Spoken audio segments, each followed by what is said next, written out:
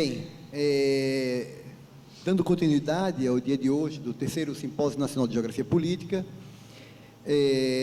temos como convidado para a palestra de encerramento, né, aqui do nosso evento, o professor André Roberto Martim, né, professor da Universidade de São Paulo, que ministrará, né, a palestra O Brasil no cenário geopolítico mundial. Antes de iniciar a palestra, né, eu vou só passar a palavra para o professor Aldomar Huckert, que ele tem um aviso assim, extremamente importante para passar para a gente. Tá? Obrigado, Ricardo. Bem, boa tarde. Um minutinho, vou tomar da palestra do professor André. Estamos agora presente aqui, mandamos e-mail ontem, ou anteontem, teremos no mês de novembro em Porto Alegre, nós vamos receber o 14º Congresso Internacional sobre Integração Regional, Fronteiras e Globalização no Continente Americano. Eu gostaria de sintetizar rapidamente. Trata-se de uma rede de vários, em torno de 150 pesquisadores latino-americanos, coordenados por um grupo do Instituto Direção de Etnologia e Antropologia Social, do Seminário Permanente de Estudos Chicanos de Fronteiras do México, da Cidade do México, mais universidades dos Andes, Mérida, Venezuela, Medellín, Antioquia, Universidade de Antioquia. Então, esse grupo, até o momento, vem fazendo seus trabalhos no mundo hispânico-americano. E um colega nosso, do nosso Laboratório de Espaço Social, e agora Labeter também, é um outro novo grupo, uma rede que estamos construindo, Laboratório Estado e Território, Alejandro Schweitzer, lá da Universidade da Patagônia, nos consultou se gostaríamos de receber, poderíamos receber no Brasil pela primeira vez este grupo latino-americano. Eu disse assim, da nossa parte, teríamos o maior prazer. Então, nós vamos receber este grupo, porém, também estarão abertos para brasileiros. Então, a modalidade teremos espaço para até 70 trabalhos. 70. A modalidade é apenas o envio do resumo, tá? Até, com data prorrogada agora, até 15 de junho.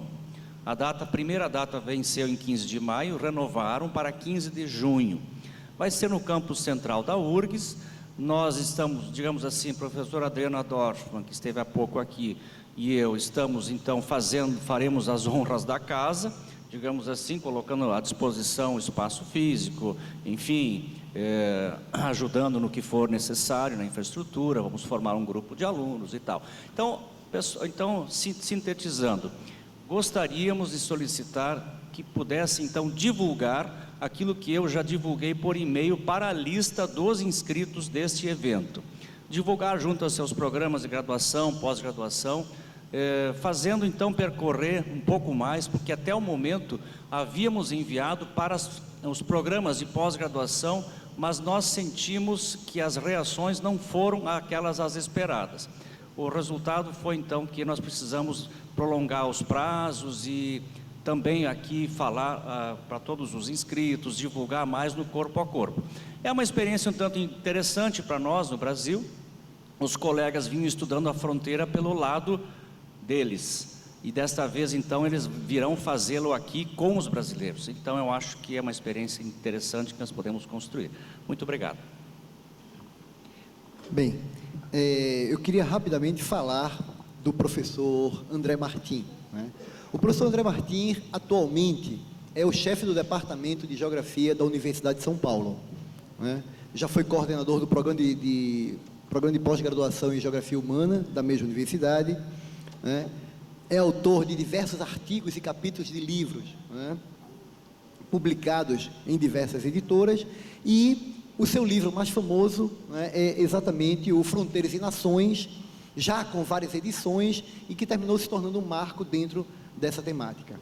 Com vocês, o professor André Martim. Boa tarde a todos.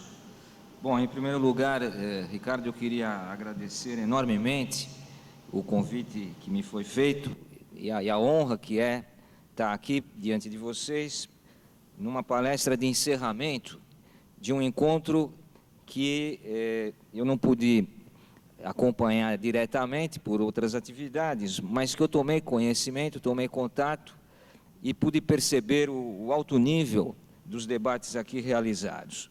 É sempre uma grande responsabilidade tentar dar um fecho, de alguma maneira, né, num encontro que debateu assuntos em profundidade, muito complexos.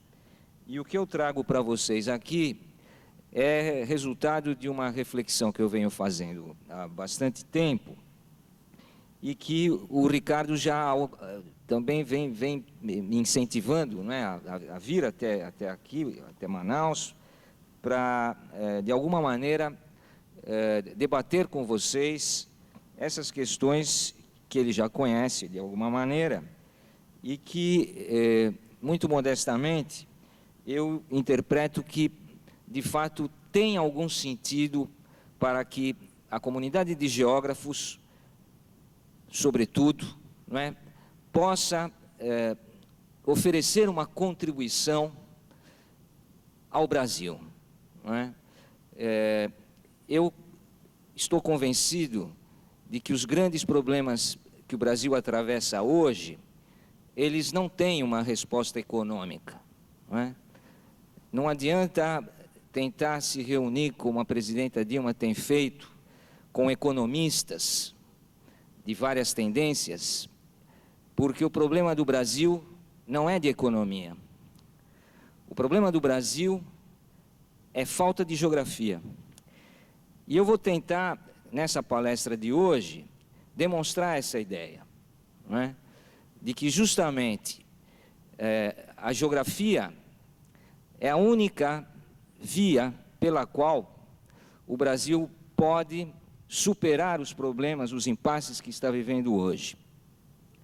E, de outra parte, concluindo essa ideia, eu também quero defender a tese de que o papel do Brasil no mundo de hoje, ele é crucial, sem o que dificilmente a humanidade encontrará um caminho para permanecer em paz.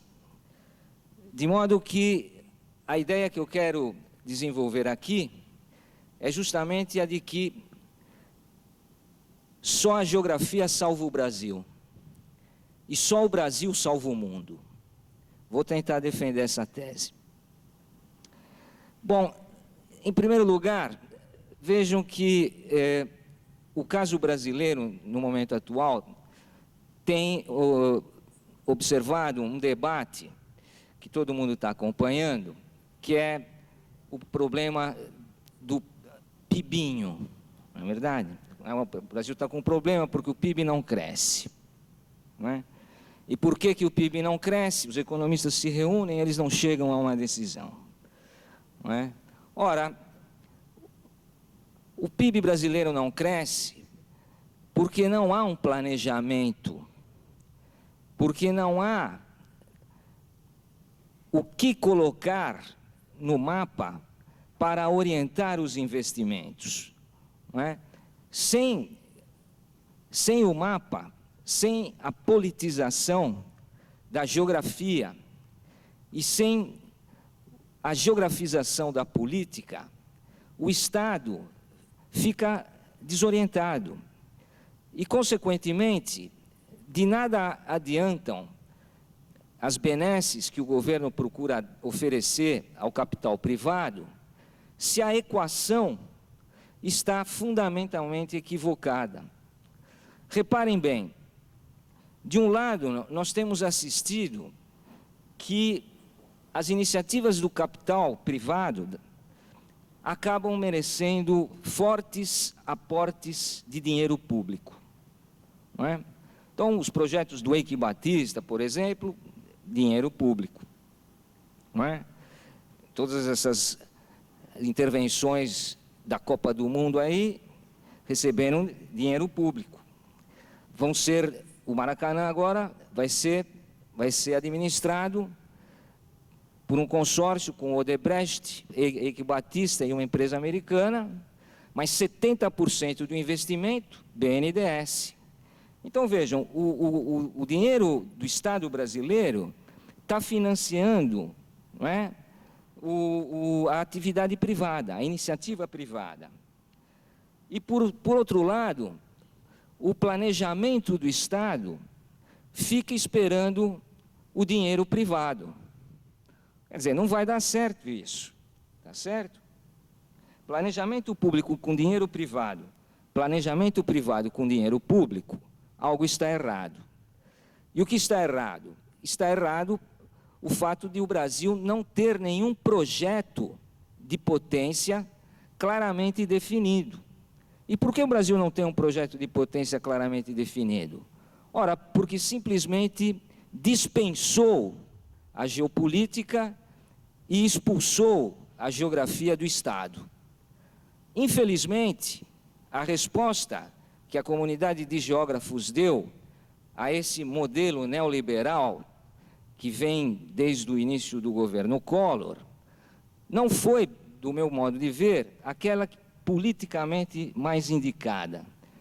Porque, para se opor a esse movimento que exclui a geografia do Estado brasileiro e, portanto, anula qualquer possibilidade de planejamento do desenvolvimento, em boa parte a comunidade de geógrafos também preferiu, por sua vez, abandonar o Estado, as temáticas do Estado, e refugiar-se em discussões com relação a outras escalas, sobretudo aquelas mais relacionadas ao nível local. De modo que, se nós olharmos com atenção a relação entre geografia e política, a pergunta que eu faço é a seguinte: onde está o maior problema desta relação? Uma política sem geografia, sem dúvida, é uma política errática, que não tem oriente, não tem norte, não é? Por sua vez, uma geografia sem política, da mesma maneira, confina os geógrafos a atividades de pouca repercussão em termos de organização do espaço. De modo que é preciso fazer um movimento duplo, de politizar a geografia e de geografizar a política. Não são apenas os geógrafos que perderam muito espaço no Estado brasileiro e, a partir disso, desenvolveu-se um verdadeiro caos territorial, não é? Esse caos territorial está em todos os níveis. E, ao longo desta semana, vocês tiveram a oportunidade de debater vários aspectos dele. Do ponto de vista do ordenamento territorial, da organização dos municípios, dos estados, das regiões, os problemas que acabamos de ver, por exemplo, não é, com relação ao Pará, eles demonstram que, no campo jurídico, está havendo um grande problema, não é? Porque, justamente, as iniciativas no terreno do ordenamento jurídico territorial têm sido feitas a partir de interesses muito particulares, como o caso, justamente, das lideranças que procuraram mobilizar as populações para criar os novos estados lá do Carajás e do Tapajós, por exemplo. Não é? Ora, falta a perspectiva nacional. Falta uma visão de Brasil. De outra parte, qual o papel do Brasil no mundo? Qual a função do Estado brasileiro na geopolítica contemporânea?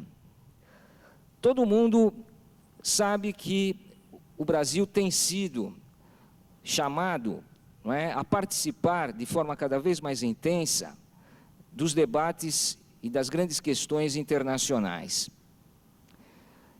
por outro lado, nós não conseguimos identificar um parâmetro que ordene as tomadas de posição da diplomacia brasileira, não é?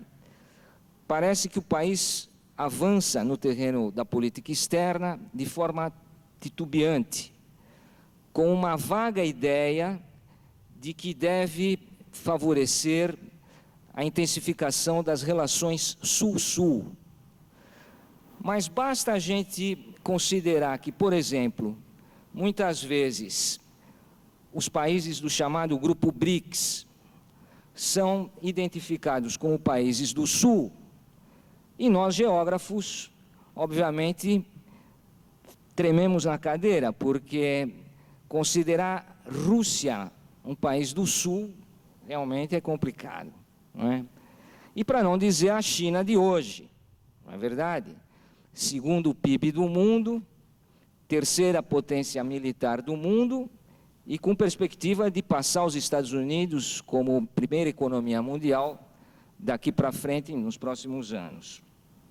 De modo que o conceito BRICS me parece tremendamente insatisfatório e, do ponto de vista geopolítico, eu, pessoalmente, não considero que esse grupo tenha muito futuro. Exatamente pelas discrepâncias enormes em termos de poder político entre Brasil, Índia e África do Sul, os países do Sul verdadeiro, do verdadeiro Sul geopolítico, e China e Rússia, que estão certamente num outro patamar. Por isso, descrever qual seria o cenário geopolítico contemporâneo, não é? Quais as tendências principais da política internacional nos próximos anos, não é, obviamente, uma tarefa simples, mesmo porque não há consenso sobre isso, não é? Há algumas visões conflitantes que convivem, mas isso sempre foi assim, não é? Se não vejamos, há alguns anos, o conceito de globalização dominou completamente os debates, não é? Junto com a onda do neoliberalismo, veio o conceito de globalização. E se nós olharmos bem, há um contraste evidente entre a noção de globalização, por um lado, que supõe justamente uma unificação, uma uniformização do mundo, não é? O fim de qualquer clivagem no espaço geográfico, não é? A uniformização com padrões americanos, não é isso, do mundo, por um lado.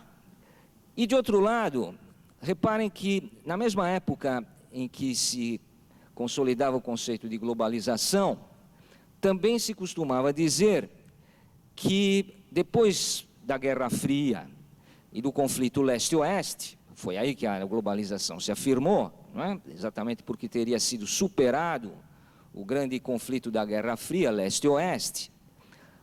Esses mesmos autores não percebiam a contradição que representava, de um lado, afirmar a homogeneização do mundo através da globalização, e, de outro, identificar a emergência de um conflito norte-sul em substituição ao conflito leste-oeste. Espera um pouquinho. Ou estava tudo unificado, tá certo? Ou então tem uma divisão norte-sul aí. Não é verdade? Como é que fica?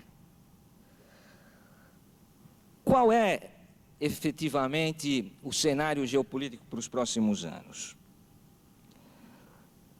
Mackinder, quando propôs a teoria do pivô geográfico da história, ele construiu uma metodologia muito interessante que eu acho de grande valor epistemológico e que a gente deveria prestar atenção e utilizar. Ele partiu justamente da tentativa de compreender o momento histórico geográfico que o mundo vivia naquela época. E, a partir dessa premissa, ele identificou como grande característica do início do século XX, exatamente o final do que ele chamou de Era Colombina, ou seja, a Era dos Descobrimentos. Iniciada por Portugal no século XV, a Era dos Descobrimentos se encerra no finzinho do XIX, quando o continente antártico foi circunnavegado e depois, logo em seguida, houveram as primeiras expedições em direção ao Polo Sul. Então, não havia mais nenhum espaço a ser descoberto. Consequentemente, qualquer nova divisão do mundo, em termos geográfico-políticos, implicaria num conflito, já que o mundo já estava todo repartido, não é? Qualquer alteração seria resultado de uma colisão de potências em expansão com relação a outras. Por isso mesmo, esse momento geopolítico que ele identificou, não é? O fim da Era Colombina e, portanto, o surgimento de um período complexo em que estava colocado como possibilidade um confronto entre as potências industriais pela repartição do mundo, pela repartição das áreas de influência, ele teve a genialidade de alguma maneira, profetizar o que viria a ser mais tarde a Primeira Guerra Mundial.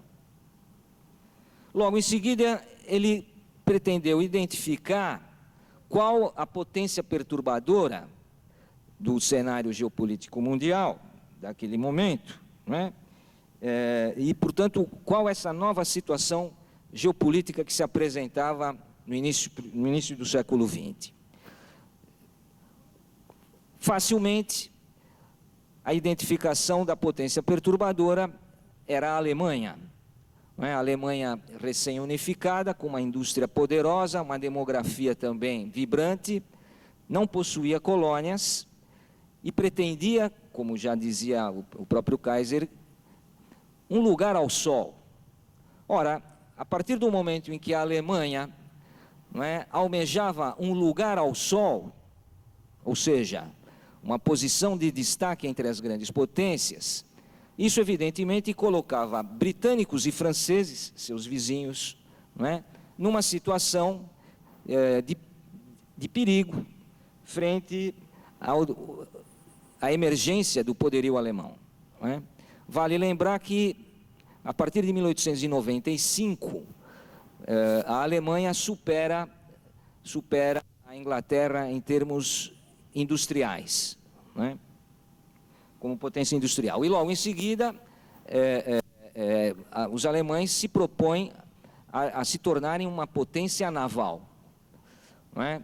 Uma potência industrial, primeiro, que adquiriu, portanto, a capacidade de construção de couraçados, não é? Coloca cada vez mais couraçados no mar, isso ameaça a posição britânica. Em seguida, o Mackinder propõe, para que a Grã-Bretanha pudesse preservar a sua posição vantajosa no mundo, que justamente os ingleses partissem para uma nova visão de mundo. Ou seja, ele estava preocupado com a posição confortável dos ingleses, a acomodação com relação à hegemonia, e considerava que aquilo era perigoso para os interesses britânicos, não é? Daí propor que os ingleses mudassem a visão que tinham sobre o mundo. E para isso ele construiu uma nova projeção cartográfica. Essa é outra característica genial do Mackinder, não é? Ou seja, a visão de mundo, os valores, a escala de valores, tem uma relação muito íntima com a visão de mundo no sentido de como enxergamos o espaço geográfico. Como é feita a projeção do mapa mundi. Naquele momento, o mapa mundi era o mapa de Mercator. E todos nós sabemos que o mapa de Mercator, ele possui uma distorção eurocêntrica, porque coloca justamente a Europa no centro do mundo, e ao fazer a projeção cilíndrica, acaba resultando numa grande distorção de áreas, não é? Com o resultado que dá uma impressão, não é, de grandeza do hemisfério norte e da própria Europa, que absolutamente não correspondem com a realidade geográfica. De modo que ele preferiu abandonar o velho mapa-mundi do Mercator e construiu um outro mapa-mundi, centrado na Ásia. Centrado na Ásia. E por que na Ásia? Ora, porque a Ásia é o maior dos continentes.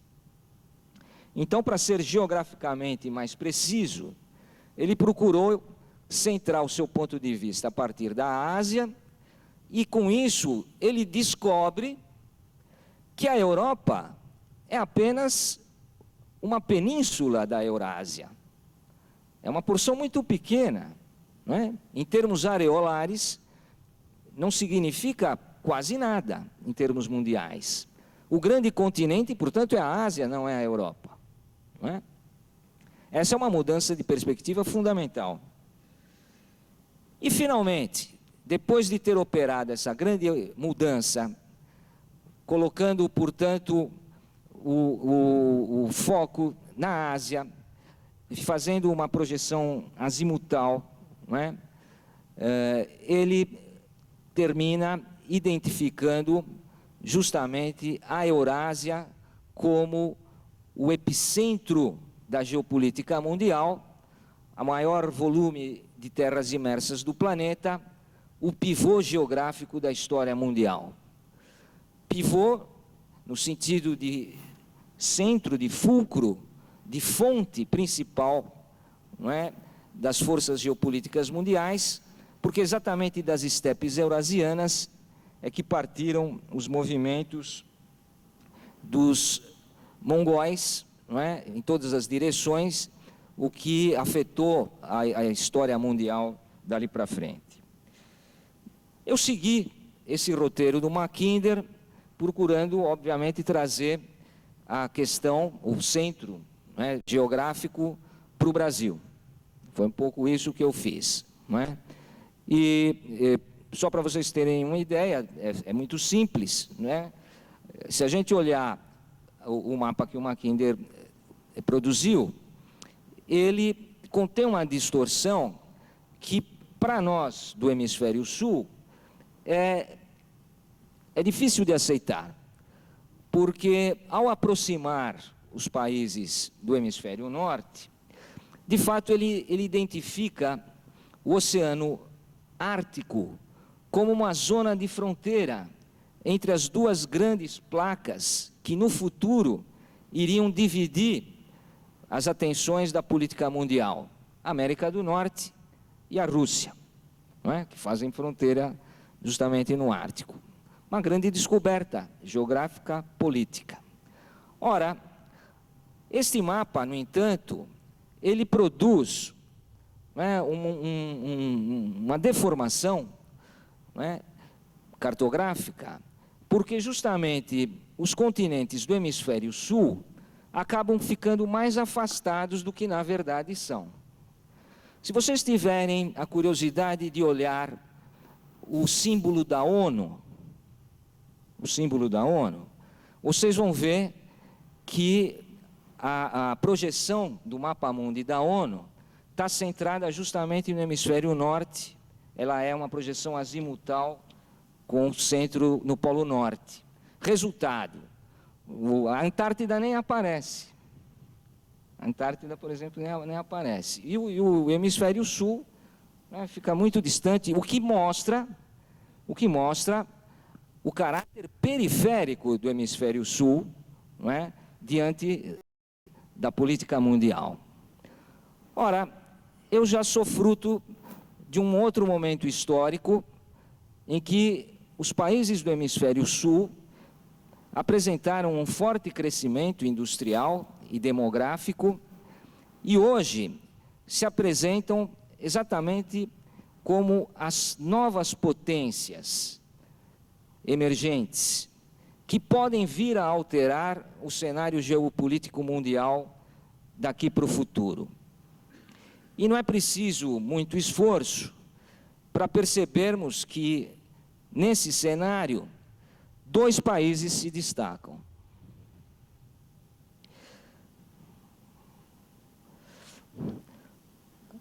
Neste mapa, justamente o movimento que eu realizei é o inverso daquele executado pelo Mackinder, não é? Ou seja, eu pedi para o professor Alfredo Queiroz, lá do Departamento de Geografia, da Cartografia, que construísse uma projeção na qual justamente a gente faria uma distorção, né? Procurando aproximar mais os continentes do Sul, como na verdade acontece, as distâncias geográficas mais realistas, não é? E o resultado é surpreendente, porque, vejam, fica bastante claro que esta projeção, não é, procurando justamente fazer um movimento oposto, ou seja, se o Mackinder pegou a projeção cilíndrica não é, fez uma distorção em direção ao norte, o que eu estou propondo foi simplesmente fazer o contrário. Tá certo? Olhem só o resultado que deu isso. Fica bastante evidente que o hemisfério sul é muito diferente do hemisfério norte, para começo de conversa. Não é? No hemisfério norte nós temos duas grandes placas continentais, a norte-americana e a eurasiática, e duas bacias oceânicas separando essas placas, o Atlântico Norte, o Pacífico Norte. Não é? É muito evidente que, portanto, nós temos um continente com vocação marítima, América do Norte, e outro com vocação terrestre, que é a Eurásia. Daí a oposição geopolítica clássica entre poder terrestre e poder marítimo, não é? Que, inclusive, tem raízes culturais muito mais antigas, não é? Chegando a aspectos civilizacionais importantes, não é? A civilização ligada ao mar é de uma natureza, a civilização ligada à terra é de outra natureza. Poderíamos dizer, comerciantes de um lado, agricultores de outro, não é? Ou seja, quem vive do mar ou é pescador ou tem no comércio sua fonte de riqueza. Quem vive da terra, não é? Trabalha a agricultura, a pecuária, não é? Retira minérios do interior do solo, ou seja, é completamente diferente a perspectiva com relação ao mundo marítimo. Enquanto quem está no mar vai procurar estabelecer contatos com outros continentes, quem está na terra pode se satisfazer com aquilo que retira do próprio solo.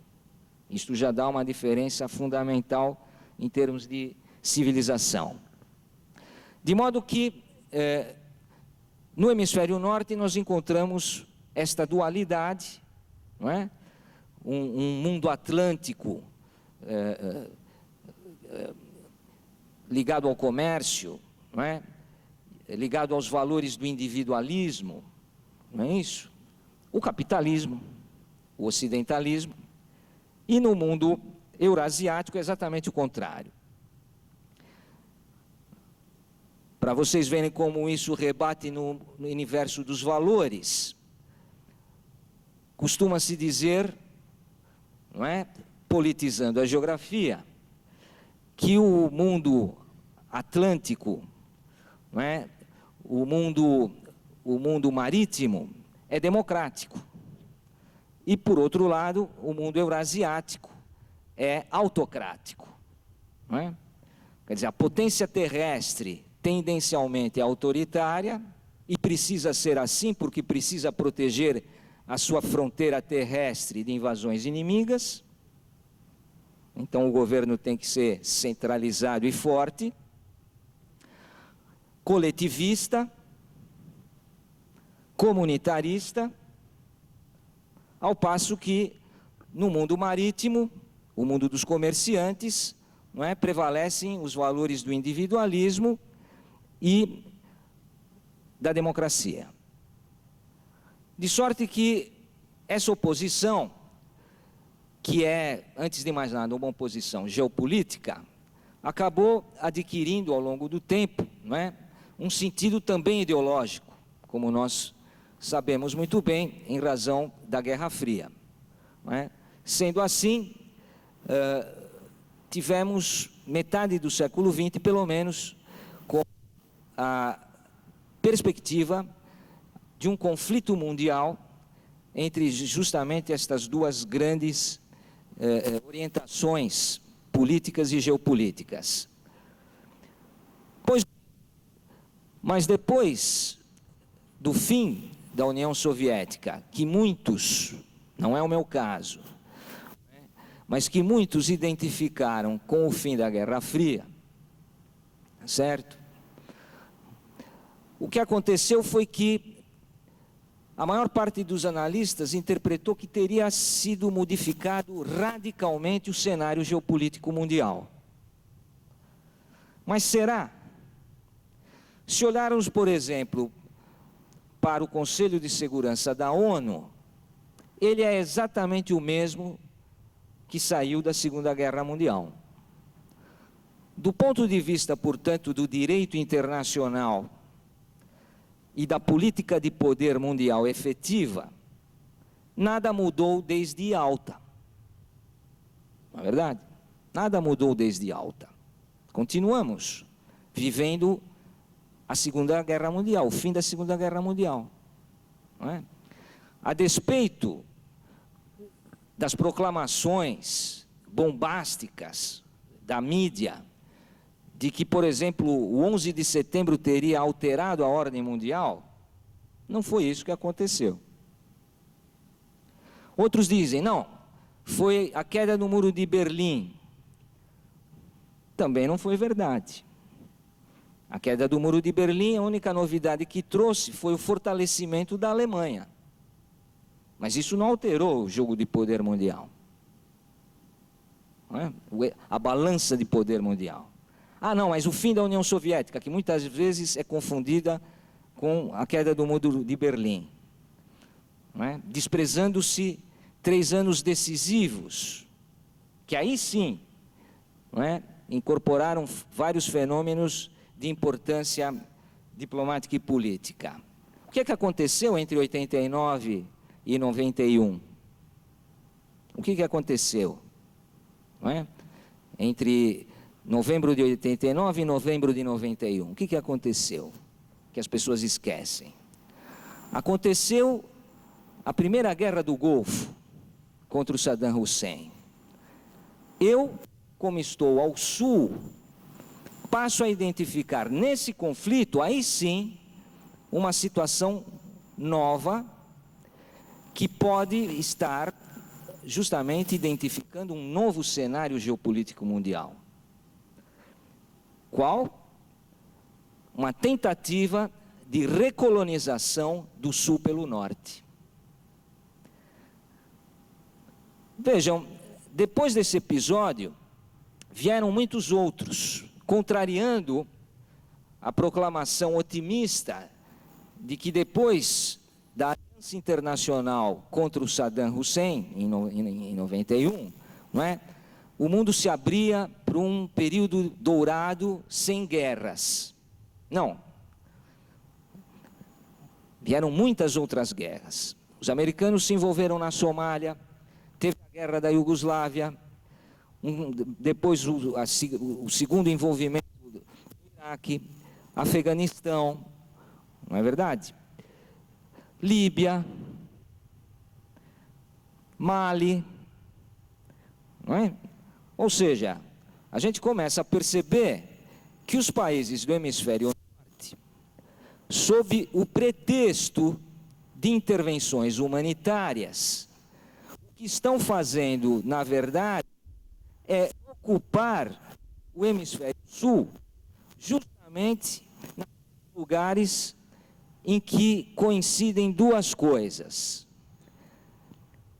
riqueza natural, minérios estratégicos, como o urânio no Níger e no Mali, por exemplo, que é a fonte de toda a eletricidade francesa, não é verdade? Certo? E o petróleo do Oriente Médio, que abastece a máquina americana, não é? Da economia americana, que está fundada basicamente no automóvel e na gasolina. Tá certo? Então estamos agora diante de um cenário que eu posso descrever como uma tendência verificável empiricamente, que é justamente uma tentativa dos países do norte em crise profunda, é bom que se diga, em crise profunda, né, diante das enormes impossibilidades de realização do valor em seus territórios, em seus países, mesmo porque a demografia deles já começa a ser negativa. Estes países, diante das vantagens geoestratégicas que ainda dispõem, fundamentalmente, eu quero dizer, da superioridade militar deles, não é? Estes países estão procurando ter o controle de recursos estratégicos que estão localizados no hemisfério sul. E como todos sabem, o hemisfério sul é o hemisfério da vida. A biodiversidade se concentra no sul. As reservas de água se concentram no sul. E o próprio crescimento populacional se concentra no sul. De modo que o sul passa a ser uma área de vital importância para o futuro da humanidade. E agora, das duas, uma. Ou o sul toma consciência do seu papel no mundo e, portanto, pode promover uma modificação nas mentalidades e na perspectiva da própria humanidade, na sua autoconstrução, com aportes inteiramente novos, com uma nova maneira de ver a vida, com novos valores, ou então a ausência dessa tomada de consciência vai implicar a submissão, outra vez, desta parte do mundo às grandes potências do hemisfério norte, que já lutaram entre si para retalhar essa parte do mundo desde o início da colonização. Por isso, eu retorno ao meu argumento número 1. O problema brasileiro, para poder estabelecer uma nova geopolítica, uma nova perspectiva e olhar o cenário geopolítico de maneira mais concreta, ele tem que superar a barreira representada pela herança colonial, que é identificar o Brasil como um país do Ocidente. O Brasil não é um país do Ocidente, não é? Aliás, o próprio Huntington fala isso no seu livro Choque de Civilizações, não é? As nossas elites querem colocar o Brasil no Ocidente, mas as elites ocidentais não aceitam que o Brasil faça parte do Ocidente. E por quê? Porque, em termos de valores, o Ocidente é identificado com, justamente, democracia, livre mercado e organização racional legal da economia e da política. Não é? Ora, não é bem isso que se verifica no Brasil. Não é? Não é bem isso que se verifica no Brasil. Daí, inclusive, a crítica que se faz no norte contra o sul, de que justamente os problemas do sul decorrem dessas fragilidades, não é? De você não ter partidos políticos consolidados, parlamentos fortes, a corrupção domina a vida econômica, não é? Nas relações interpessoais prevalece o jeitinho, já foi dito aqui, não é? Tá certo? Nós estamos na fronteira, tá certo? Nós somos a fronteira. Então, fica sempre essa discussão em que o Sul é visto como inferiorizado, infantilizado em relação ao Norte. Meu argumento número 2 é de que a crise mundial de agora já aponta, não é, a bacia do Pacífico como o grande centro geoeconômico mundial do futuro. Isso está claríssimo, dado o crescimento da China, Coreia, Taiwan, Japão, não é? Em detrimento justamente do Atlântico Norte. Ora, isto vai trazer implicações muito sérias para o futuro. Não sou eu que estou identificando isso. O presidente Obama, não é, definiu a política estratégica americana para os próximos anos como tendo na bacia do Pacífico a zona central das suas preocupações. Em outras palavras, o que o governo americano pretende para os próximos anos é minimizar a importância do Oriente Médio para os Estados Unidos e o Ocidente como um todo, não é? E com isso eles contariam com a nova tecnologia de extração do petróleo através do xisto. Acho que vocês devem ter visto isso no noticiário, não é? Eles têm grandes reservas de xisto.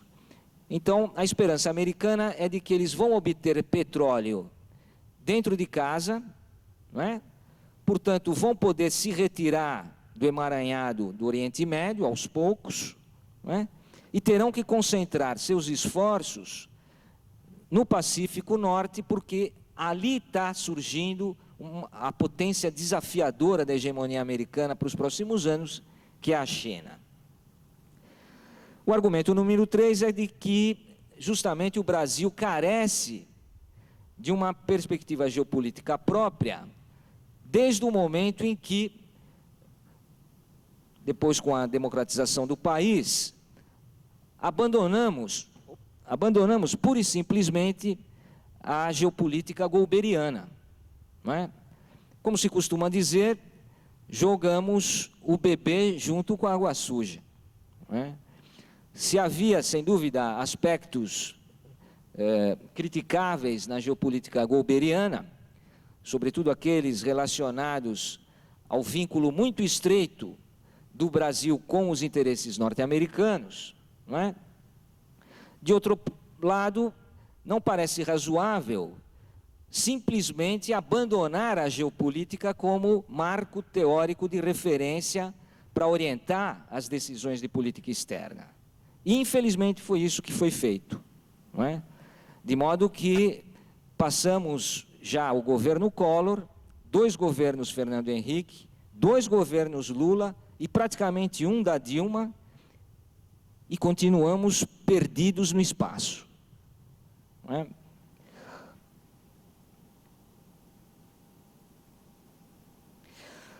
Para a gente recuperar o fio da meada, nada como voltar, não é, à formação do Brasil, a formação.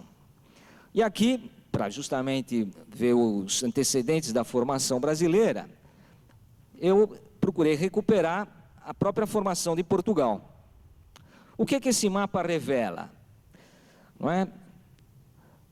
Quanto mais escuro, é posterior, não é, o avanço cristão. A permanência aqui em verde, a última trincheira muçulmana, árabe, né, dentro da Península Ibérica, que foi em Granada. Vejam, é perceptível que a linha de menor resistência, não é, a linha em que os árabes ofereciam menor resistência à reconquista cristã, estava justamente associada ao Atlântico. A proximidade do Atlântico permitiu justamente aos portugueses terem uma rota marítima de proteção, de fuga e de apoio, de retaguarda, representada pelos demais países cristãos europeus. Aliás, vem da Idade Média os vínculos estreitos entre Portugal e Inglaterra. Por conta disso, se vocês lembrarem, a Inglaterra está logo ali, tá certo? Pulando Espanha e França, que tem uma fronteira em comum, não é? Portugal e Inglaterra são potências marítimas que equilibram o poder de Espanha e França. Por isso essa aliança histórica entre eles. O que este mapa, portanto, revela é que a decisão geopolítica da liderança portuguesa em favor de buscar o caminho do sul para a reconquista cristã se revelaria a mais eficiente e aquela que forneceria a Portugal a possibilidade de se manter como soberania. Logo em seguida, depois de alcançado o Algarve e a Ponta de Sagres, o que os portugueses fizeram foi iniciar as navegações. E qual foi a diretriz que eles continuaram perseguindo? A do sul. De modo que o meridionalismo, como perspectiva geoestratégica, nasce em Portugal em 1100, 1100 e pouco. É antigo, tá certo? É antigo. E perseguindo essa diretriz geopolítica, eles alcançaram o caminho para as Índias, fazendo o contorno pelo sul da África, chegando até as Índias. Foi o caminho mais correto, geograficamente, aquele que trouxe os melhores resultados geopolíticos e que deslocou a Espanha, que ficou com um caminho que não levava às Índias, como nós sabemos, não é? O grande erro histórico do Colombo.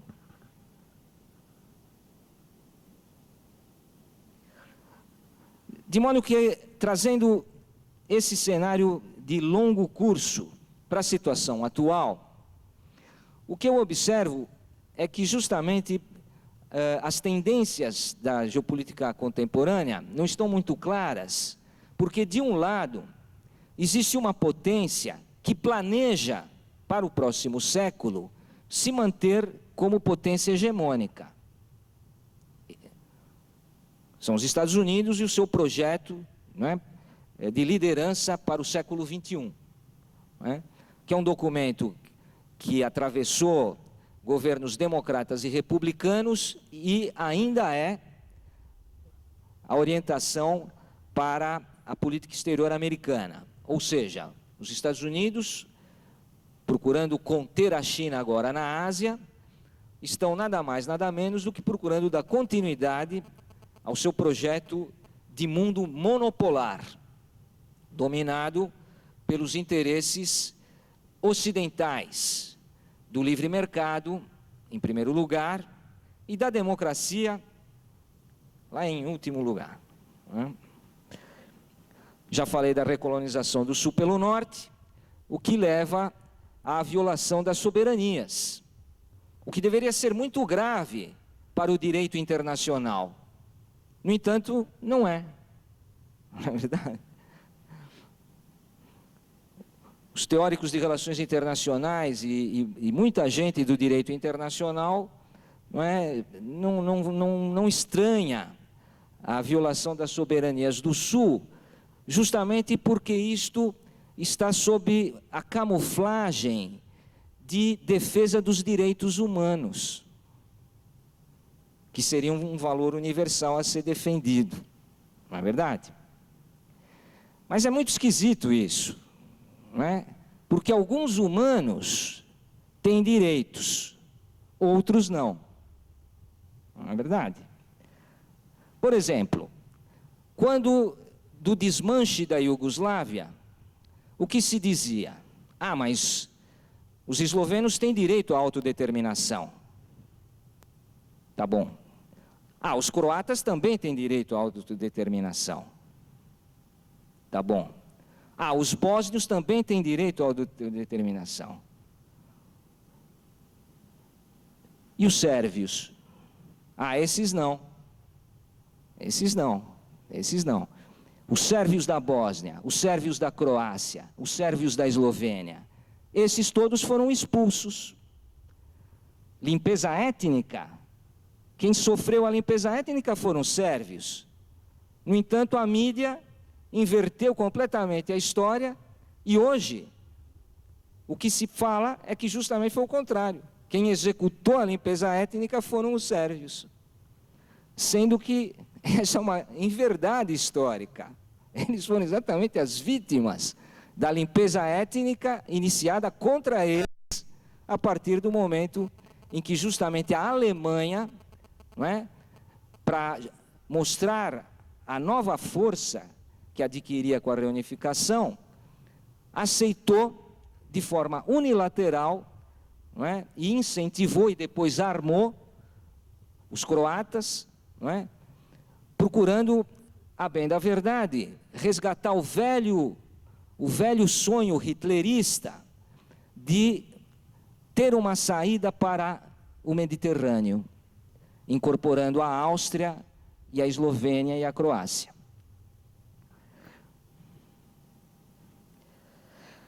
Este mapa mostra a visão americana atual, não é? A visão americana atual.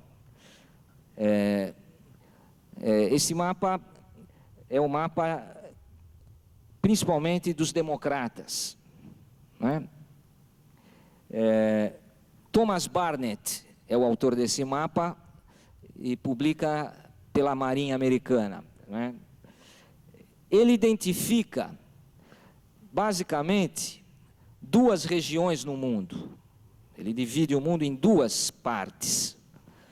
Uma que ele chama de centros funcionais ao capitalismo, né? Centros funcionais ao sistema mundial, para não dizer capitalismo, né? Centros funcionais do sistema global, ou seja, países onde justamente, a despeito de alguns problemas, né, o modelo político, o modelo de tomada de decisão do Estado já seria exatamente aquele de tipo ocidental, ou seja, apoiado nas relações formais, racionais e legais, não é?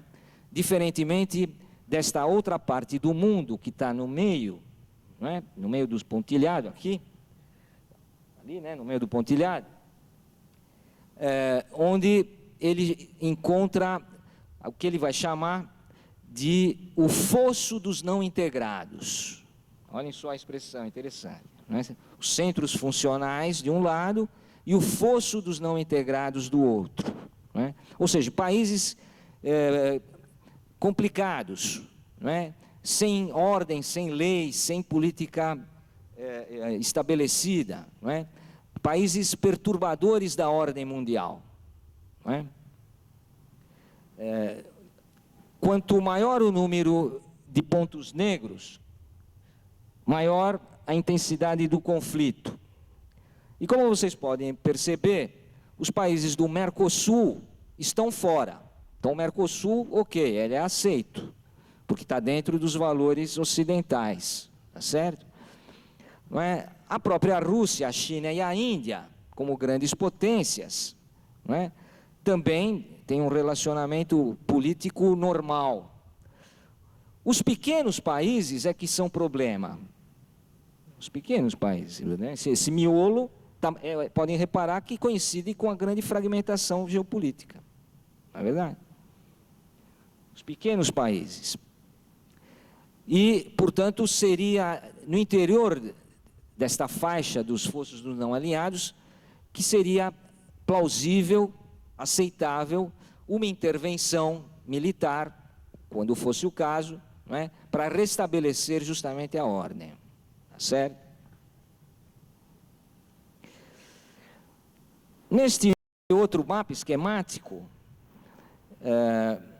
fica bastante evidente que o hemisfério sul detém a maior biodiversidade do planeta. Quanto mais para o vermelho, maior a biodiversidade, quanto mais para o azul, menor. Não é?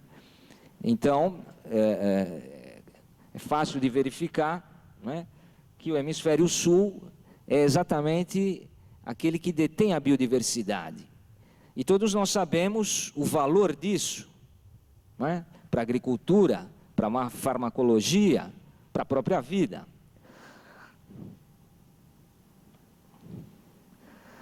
Neste aqui, uma imagem que ficou muito famosa durante alguns anos, mas começa a sair de moda, não é? O tal do choque de civilizações. E como vocês podem perceber, justamente o que está em azul escuro é o Ocidente, não é? Com os valores do individualismo, do livre mercado, da democracia, não é? Em que tudo funciona perfeitamente. E a América Latina é outra coisa, não é vista como Ocidente, né? Porque aqui não funciona as coisas assim, aqui é tudo bagunçado, etc. e tal, não é?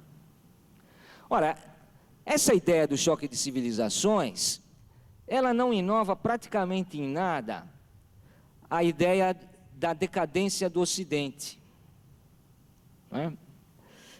É a mesma ideia de que o Ocidente estava, não é, espremido por um avanço da barbárie oriental. Não é verdade?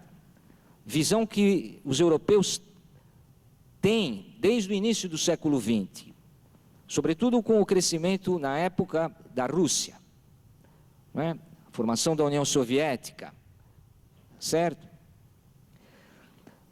Mas vendo do ponto de vista histórico, o que na verdade aconteceu foi que o hemisfério sul, submetido à colonização por potências do hemisfério norte, não foi colonizado por povos civilizados, foi colonizado por bárbaros. Se não vejamos, do ponto de vista geohistórico amplo, a civilização nasce no Oriente. É no Oriente que estão as mais velhas civilizações. Aliás, a própria Grécia só se civiliza quando entra em contato com a Fenícia. O próprio alfabeto é uma contribuição fenícia que chega até a Grécia. De modo que os gregos antigos já homenageavam, não é, o Oriente como o lugar da luz. Não é verdade? É isso. A deusa Europa, não é? O poente, o Ocidente é o poente. É um lugar sem luz. Não é verdade? Onde nasce o sol? De onde vem a luz? A luz vem do Oriente. Isso não é geografia. Isso é história. Não é verdade?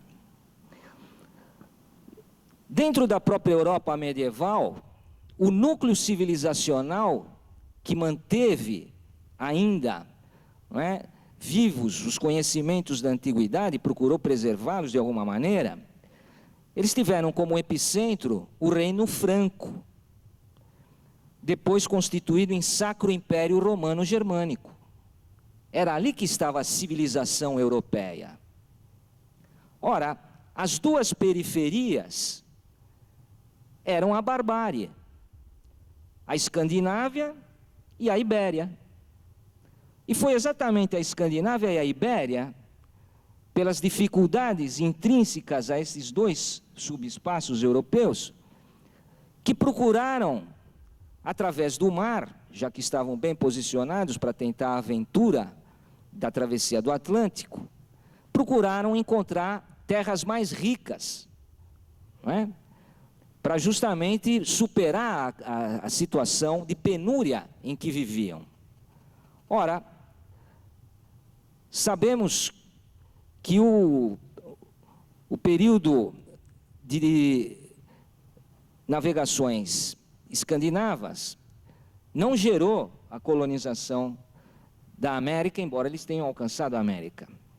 Mas mais tarde, quando os ibéricos se lançaram, resultou justamente na colonização do Sul. De modo que, em resumo, a Ásia civilizada se manteve estática, não é isso? A Europa civilizada também, e os bárbaros colonizaram os selvagens, que somos nós. Pois bem, passados 500 anos, parece que o momento é de inversão histórica completa. E é isto que eu proponho através do que eu tenho defendido como o meridionalismo. Ou seja, a consciência dos povos do Sul da sua condição de povos impotentes na história mundial.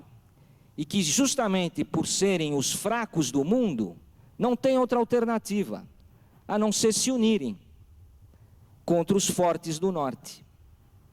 Porque se não fizermos isso, seremos mais uma vez vítimas desse colonialismo do norte. De modo que me parece que o cenário geopolítico mundial daqui para os próximos anos não é nada tranquilo. Porque pelo menos desde a Guerra das Malvinas, nós não temos um ordenamento jurídico e político que permita ao hemisfério sul, e notadamente à América do Sul, se proteger contra eventuais ameaças. Não é? A Guerra das Malvinas trouxe justamente uma novidade que foi muito pouco explorada, porque não era de interesse da ideologia dominante, que foi, sobretudo, o fato de que esta guerra colocou, frente a frente, duas potências ocidentais e cristãs. Ora, não se acreditava nessa época que o mundo estava dividido entre o comunismo ateu e o Ocidente cristão? Então, o Ocidente cristão deveria ser unido. Mas, de repente, estoura uma guerra entre duas potências ocidentais cristãs. Ora, ruiu o edifício ideológico do ocidentalismo cristão. Em termos práticos, o Tratado Interamericano de Assistência Recíproca, que tinha sido construído na perspectiva de defender o hemisfério americano contra os alemães na Segunda Guerra Mundial, ele também cai por terra, uma vez que os Estados Unidos ficaram ao lado de uma potência europeia. Esse tratado dizia: qualquer ataque de uma potência extra-americana a um país americano será visto como um ataque a toda a comunidade americana. Os ingleses foram até as Malvinas, não é verdade? Derrotaram os argentinos, e os Estados Unidos, ao contrário, apoiaram. De modo que é desde esse ano que nós estamos sem política estratégica aqui no continente. Uma novidade muito recente foi a construção, a tentativa de construção do Conselho de Defesa Sul-Americano, não é? Que pode vir, sem dúvida, a ser um vetor capaz de resolver esse nosso duplo constrangimento em relação à segurança e em relação ao desenvolvimento. Só para terminar, eu indico também que, relacionado à nossa capacidade tecnológica atual, nós não devemos buscar, isto é parte da consciência meridionalista, não é? Nós não devemos buscar, não é, uma competição nos mesmos moldes, não é, tentando nos tornarmos iguais às potências do norte. Isso é um erro. Isso é um erro. As nossas elites, elas ficam fascinadas por aquilo que vem quando viajam para o hemisfério norte e depois querem imitar o que viram. Como isso é impossível, acabam rejeitando, não é, a nossa realidade e ficamos sem nada. Porque não temos dinheiro para fazer exatamente tudo que eles fazem lá. Bom, então o que a gente faz? Não faz nada. Caso exemplar emblemático disso, o famoso trem-bala. Não é verdade? O famoso trem-bala. Bom, mas mas é muito caro. Bom, resultado, não vem o trem-bala. Não é verdade? Mas por que tem que ser o 880? Não é? Por que tem que ser Maria Fumaça ou trem-bala de última geração? Não pode ser alguma coisa no meio disso? Não é? Mais adaptado às nossas reais potencialidades? Nós não somos tão industrializados como os países do norte, como as grandes potências, mas também nós não somos tão frágeis como os pequenos países do sul, agrários ainda. Não, Brasil e Índia, sobretudo, não é, alcançaram um nível de desenvolvimento industrial e tecnológico que permite a estas duas potências produzir produtos de tecnologia intermediária que justamente são os mais necessários aos países menores, aos países mais pobres. Caso emblemático de sucesso brasileiro em tecnologia intermediária, o Tucano, não é verdade? Quer dizer, aí a gente, não, mas nós queremos fazer o Rafale, não, mas é muito caro o Rafale. Bom, então, se não é muito caro, o que a gente faz? A gente não tem nada. Né? No final das contas, não tem nada. Não temos dinheiro para comprar o Rafale. E como a gente faz? Então, ficamos sem nada. Não é possível algo no meio disso? A mesma coisa o trem. Não, eu queria o trem-bala, a última geração, 350 por hora. Lá na França, eles estão pondo 350 por hora. Não pode ser a 150, 200 por hora, já estava bom, tá certo? Não. Então, por isso que eu foco essa questão das tecnologias intermediárias como uma espécie de síntese, né, dessa condição meridionalista, que, se for levada adiante, eu acredito, nos permitirá, não é, escapar desse cerco que vem sendo feito pelos países do norte, não é verdade? E que nos coloca esta situação muito difícil. Ou bem, não é, saltamos um obstáculo de desenvolvimento e alcançamos, como que por milagre, o nível de desenvolvimento socioeconômico das grandes potências do norte, ou então aceitamos a nossa condição de país subdesenvolvido e voltamos para o agrarismo, não é? Para o modelo primário exportador, não é verdade? Que é esse que está vigorando aqui no Brasil hoje, não é isso? Não é? É isso que está vigorando no Brasil. De sorte, pessoal, que, em conclusão, como eu acho que eu demonstrei aqui na minha apresentação, os problemas brasileiros não serão resolvidos pelos economistas, porque simplesmente falta aos economistas a perspectiva do geógrafo, a perspectiva do mundo concreto, do espaço, não é? Economistas, juristas, não é? Cientistas políticos são destruidores do Estado, por definição, porque são globalistas.